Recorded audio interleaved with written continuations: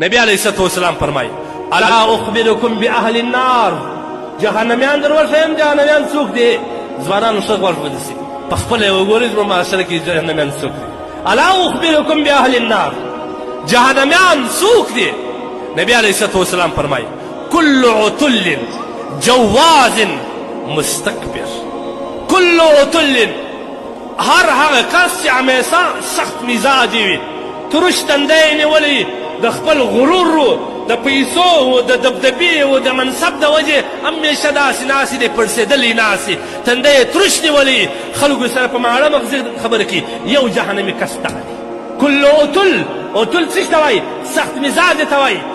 سخت خبرې چاته کوه، بد الفاظو ښکنځل ورته کوه، مغروره کېږه، دغه کس یو جهنمي دا دی.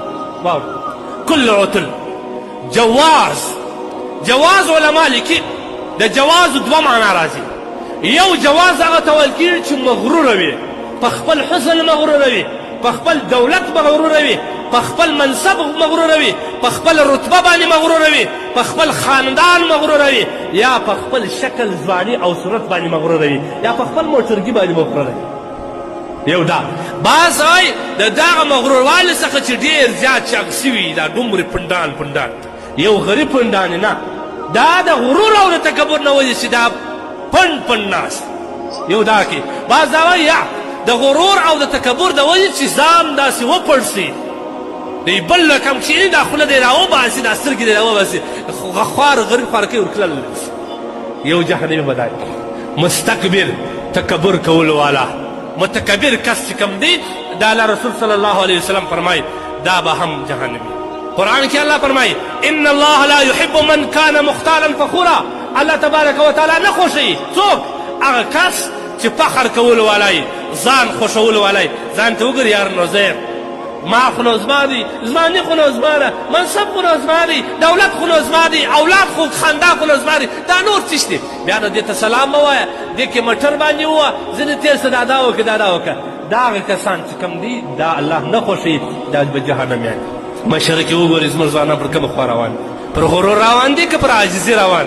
نن تاسو وګورئ یو ځوان ته الله نعمت ورکړي، دولت ورکړي، پیسې ورکړي، مخکې په پښو روان وي، پښې به دې په خاورو باندې سپېرې وي، مخ به پر سایکل روان وي، سایکل به دې پنچر و په لاس کې به دې روان کړی و، مخکې به په موټرسایکل سپور وي، بیا به موټرسایکل در خراب و، خولې به در باندې رایله وي، په پښو به روان وي. نن الله د موټر خاوند کړې، د ښایسته موټر خاوند یې کړې، ښایسته دولت یې درکړي، ښایسته پیسې یې درکړې، ښایسته اولاد یې درکړي. د دې د نعمت شکرګزاري داسه چې تا پر شترینګ باندې لاس د تکبر په رقم کښېنوئ او یوه خوا او بلې خوا ته دې په غرور باندې کتل او ټیپ ته دې هوا ورکړله، غریب په مخه نه درکړي. غریب یو لاس ته مسکنت ته فکر درته ونیوي، تا ښکنځل ورته وکتاول تېر سه. یو غریب پر سړک باندې اوښتي، تا مردارې اوبه ورباندې وپاشلې. یو غریب د سړک پر غاړه ولاړو، تا مردارې اوبه ورباندې وپاشلې، تا ښکنځل ورته وکړله.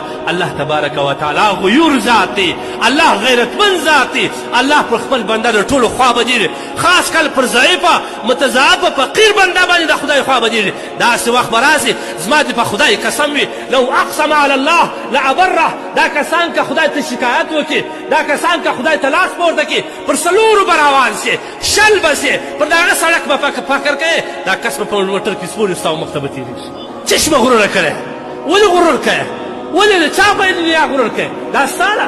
غرور خو فرعون کوي، غرور حامان کوي، غرور خو دا غټ قارون کوي، دا غټ متکبرین کوي، ابو جهل کوي. انجام یې څه شو؟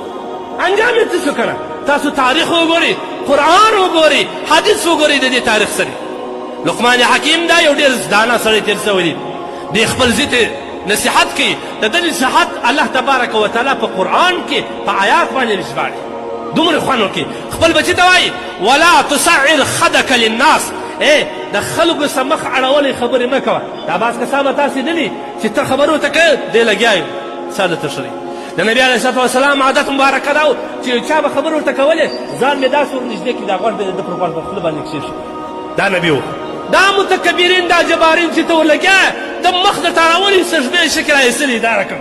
ولا تسعر خدک للناس، خلکو ته مغزی مه اړوه، په مغزي باندې خبرې مه کوه. مخ دې اړولې، مغزی دې اړولې، خبرې ورته کوې مه کوه. انسانه دا رقم غرور مه کوه. بیا څه وایي ولا تمشي فی الارض مرحا، سینه دې راکښلې په مځکه کې روان یې هم چوندیګر نیست زما رقم نه بل څوک نشته که غیږباز وم ځواني وم زما ده که دولت وم زما و ستا رقم څو ځوانان خاورې شول ستا رقم څو دولتمند خاورې شوه دولت یې چاته پاتې شو موټر یې چاته پاتې شو ځواني یې څه شوله او اولاد و هغه نسب و شرف و دا شانې څه شول مه کوه د خدای دپاره د غرور څه الله تبارک وتعالی ډېر بد ان الله لا يحب كل مختال فخور الله تبارک وتعالی هغه مختار او دغه رقم فخر کولو الله تبارک وتعالی نه